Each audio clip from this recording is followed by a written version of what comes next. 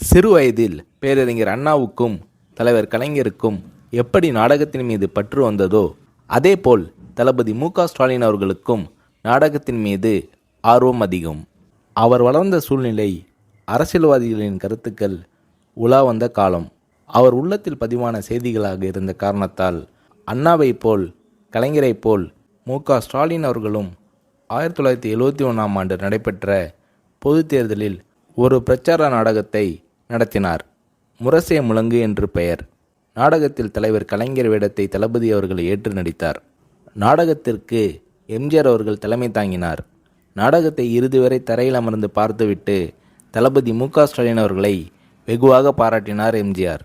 தளபதி மு.க.ஸ்டாலின் அவர்கள் அந்த இளம் வயதிலேயே எம்ஜிஆர் அவர்களிடம் எவ்வளவு நெருக்கமும் உரிமையும் பெற்று வளர்ந்தார் என்பதற்கு முரசே முழங்கு நாடக அரங்கேற்றமே ஒரு உதாரணமாகும். அது மட்டுமல்ல, எம்ஜிஆர் அவர்கள் படம் வெளியாகும்போது முதல் காட்சியிலேயே எம்ஜிஆர் அவர்களின் திரைப்படத்தை தியேட்டரில் மு.க.ஸ்டாலின் அவர்கள் பார்த்து விடுவார்.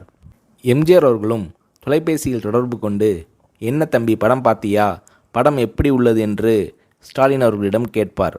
மு.க.ஸ்டாலின் அவர்களும் தான் ரசித்த காட்சிகளை சொல்வார்.